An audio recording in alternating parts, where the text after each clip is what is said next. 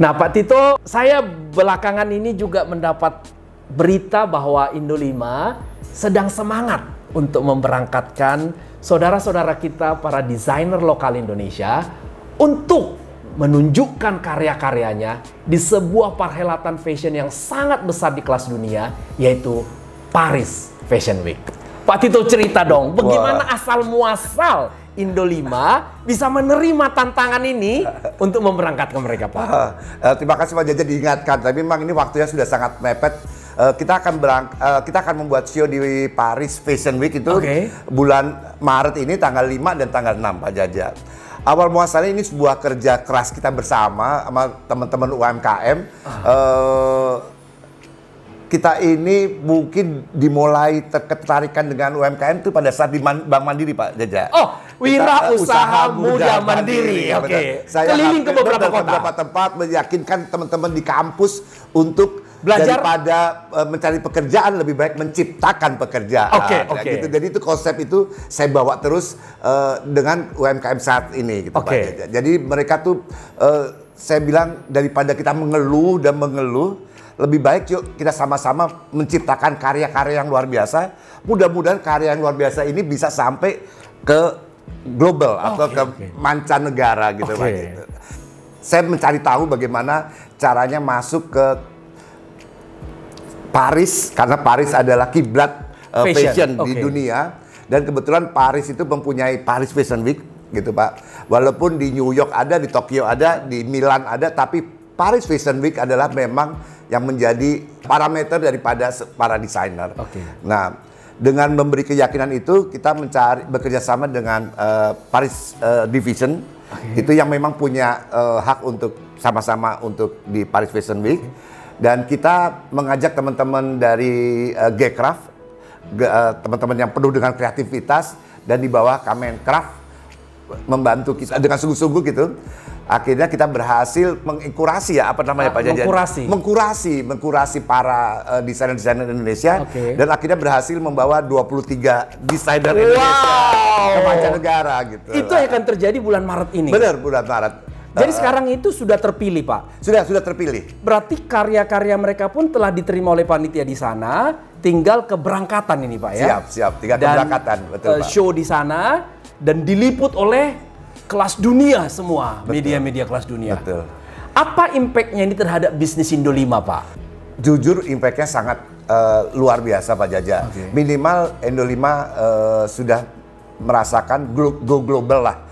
Melakukan event di sebuah negara yang memang walaupun kita udah mencoba beberapa tempat gitu, event-event yang mancanegara, Pak Jaja, mungkin Pak Jaja sama-sama tahu, kita pernah di Shanghai bareng waktu itu. Kita bahkan pernah membuat event yang di kapal pesiar, mengunjungi Singapura, Kuala Lumpur, dan Brunei. Tapi kali ini benar-benar kita di Eropa, di dunia, di saat Paris Fashion Week itu, di mana seluruh desainer dunia berkumpul di situ, dan kita berhasil membuat program yang luar biasa dan di tempat yang memang sangat prestisius, Pak Jaja, yaitu di Westin Hotel di Paris gitu. Dan memberikan panggung kepada 23 desainer lokal. 23 desainer lokal. Dan memang kerja bareng itu kita mulai dari webinar-webinar, Pak Jaja. Kita ada beberapa webinar, dan itu di situ kita melibatkan teman-teman kampus yang memang bergerak di dunia fashion. Jadi saya yakin banget anak-anak muda ini karya kreatifnya nggak kalah sama dunia luar gitu, Pak Jaja. Ini saya pakai, ini kebanggaan saya. Ini kebetulan ini tenun NTB ya. Ini benar-benar UMKM juga. UMKM. Jadi ini yang saya yakin mereka melihat, karena ini membuat satu bahan ini aja memakan waktu berbulan-bulan. Benar-benar memakan waktu berbulan-bulan. Dan tetap stand out walaupun diaplikasikan di kain-kain seperti ini ya. Recombine, gitu. Nusa Tenggara Barat. Bisa Nusa Tenggara Barat, bisa Nusa Tenggara Timur, bisa banyak sekali tenun maupun batik yang memang bisa menguasai dunia permodelan. Dan berkualitas ya. Dan saya yakin di sana pun para desainer itu bukan hanya ketemu sesama fashion designer ya, tapi juga sebenarnya yang diinginkan adalah berjumpa dengan banyak investor. Betul. Karena sebenarnya fashion akan hidup jika produksinya juga banyak, dan produksi memerlukan investasi yang besar. Sangat, betul Pak. Salah satu yang kita bawa di sana itu cukup terkenal di dunia, bahkan dipakai oleh Lady Gaga, Billy Porter segala macam. Itu Hari Halim. Itu nanti Hari Halim yang akan membuka program fashion itu. Indonesia. Oh, beliau sekarang berdomisili di? Sekarang berdomisili di Indonesia, tapi sebenarnya dia selalu ada di New York maupun di Paris.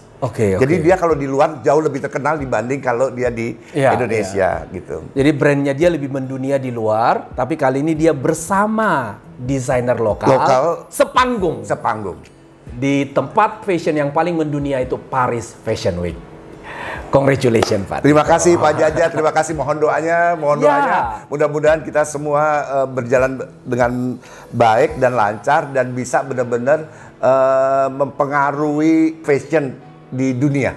Dan para teman-teman yang ikut YouTube ini kalau mau melihat kegiatan itu nanti ditayangkan di YouTube-nya Indonesia. Ditayangkan di YouTube-nya Indonesia 5. Step per stepnya, bahkan di backstage-nya sekalipun akan ditayangkan di YouTube Indonesia 5. Jadi kita bisa menonton walaupun Anda nggak hadir di Paris, tapi Anda merasakan kegiatan mereka dan bagaimana mereka bergulat di dunia fashion, di mana saat yang sama seluruh fashion designer dari seluruh dunia berkumpul di sana. Betul. Semua Anda bisa ikuti di YouTube Indo 5. Mulai keberangkatan mereka ya. Setuju sekali Pak Jaja. Jadi memang benar-benar kita berharap udahlah, pandemi ya pandemi. Apapun kita syukuri aja, tapi kita berharap karya atau inovasi yang luar biasa jangan sampai terhenti lah. Iya, betul. Gitu, karena itu tadi gitu. Dan kalau saya bilang tadi juga mungkin diingatkan oleh Pak Jaja bahwa dulu kita terkenal di dunia event terus masa lampau ya Pak Jaja, tapi kalau keadaan seperti begini ya kita mau nggak mau, kita selalu bilang ke teman-teman Indo 5 always reborn.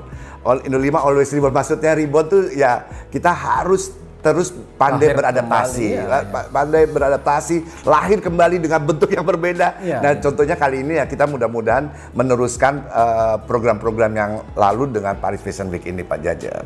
Jadi itu upaya kita untuk bertahan. Upaya kita untuk bertahan, benar sekali. Dan survive dengan bisnis baru. Ya, betul. Dan kali ini saya bukan hanya bertahan Pak Jaja, kita ini kepingin loncat, kita kepingin bangkit gitu jadi Pak Jaja. Jadi kita Indonesia 5 dengan kondisi pandemik ini, kita juga ngebentuk anak-anak bisnis unit yang di depannya luar biasa sekali. Jadi kita ada distribusi, kita ada outsourcing Pak Jaja, kita ada digital teknologi gitu segala macam. Karena kita yakin bahwa Indo 5 must lead again Pak Jaja. Must lead again. Must lead again. Indo 5 must lead again. Itu tagline yang saya sering dengar Pak. Indo 5 must lead again. When you are leaders, you have influence. Jadi kalau kita jadi pemimpin, baik secara organisasi maupun secara pribadi, sebenarnya opportunity-nya adalah kita mampu mempengaruhi lebih banyak orang. When you are leaders, you can lead more people. Setuju. Ya. Pak tadi sudah cerita bahwa kita punya kebanggaan pada masa lalu. Ada satu kalimat yang saya sering pakai di pelatihan saya Pak, yaitu story of the past. Jadi seringkali para pemimpin Pak dalam rangka berdiskusi dengan timnya Pak, menceritakan keberhasilan masa lalu. Dan itu sering menantang buat anak-anak yang dia pimpin karena anak-anak nggak merasa ikut terlibat di story itu Pak. Boleh sharing Pak Tito, bagaimana caranya Bapak memadukan keberhasilan di masa lalu, tetapi membawa anak-anak ini realistis di masa kini untuk melihat masa depan. So kita tidak hanya bercerita the story of the past, tapi the story of the future. Boleh sharing Pak, bagaimana cara membawa mereka Pak? Thank you Pak Jaja. Kalau kita ini kadang-kadang kalau namanya orang tua ya, kalau teman-teman manggil saya Mbak Betito gitu. Namanya orang tua itu selalu ingin bercerita tentang kesuksesan masa lalu gitu. Itu selalu dibawa-bawa. Tapi rasanya kalau saya pikir enggak juga. Karena saat ini toh juga waktu yang berubah. Sehingga saya selalu katakan kepada anak-anak muda, panggung saat ini adalah is yours. Gunakan panggung ini semaksimal mungkin. Menari kayak apapun yang Anda lakukan, panggung is yours. It's not mine anymore.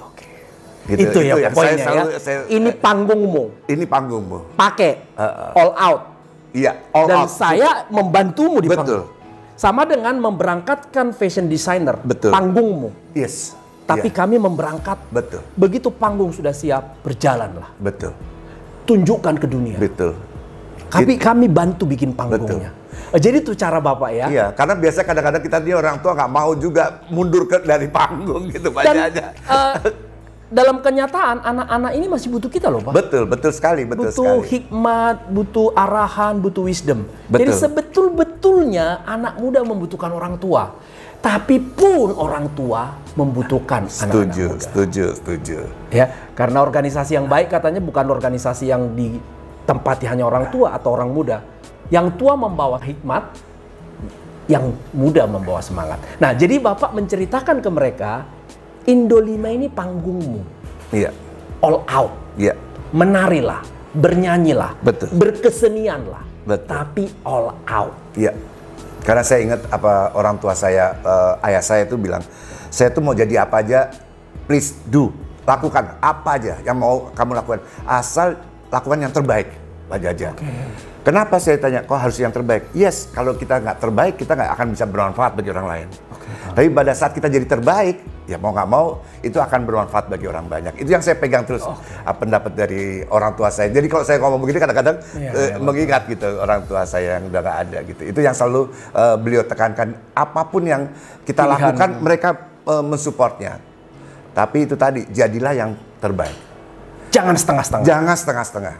Gitu. Hasil dari setengah-setengah pasti setengah. Betul, setuju sekali. So do the best, give the best. Pilihanmu apapun adalah tanggung jawabmu. Betul. Wah, menarik sekali ya. Jadi kepada tim kita di kantor, kita biasakan mengatakan, ini perusahaan panggungmu. Tapi saya akan membantumu berdasarkan beberapa pengalaman di masa lalu. Betul. Tapi unfortunately mereka juga butuh upaya, butuh usaha, butuh ide. Betul. Supaya kekiniannya dapat, tapi wisdom di masa lalu terpakai. Saya pikir teknologi itu luar biasa. Betul dan sekali. ini semua keluar dikarenakan pandemik. Betul sekali. Teknologi itu sudah ada sebelum pandemi, tapi kebutuhan membuat kita mengoptimalkan teknologi. Betul. Bahkan yang paling ajaib Pak, belum pernah loh ada satu seminar dihadiri 5.000 orang. Betul. Segede-gedenya ruangan di daerah, adakah 5.000 orang? Betul. Tetapi tanpa meninggalkan rumah, mereka bisa menyimak. Betul sekali Pak Jaja. Jadi dari berbagai tempat. Itu kalau kita waktu kemarin ulang tahun misalnya, itu 6.400 menyaksikan seluruh tim seluruh. Kan kita nggak pernah. Dan keluarganya. Dan keluarganya, benar sekali Pak Jaja. Dan keluarganya. Jadi banyak keajaiban terjadi di masa sulit. Betul, setuju. Sadar atau tidak sadar, banyak hal yang besar terjadi di masa-masa sulit.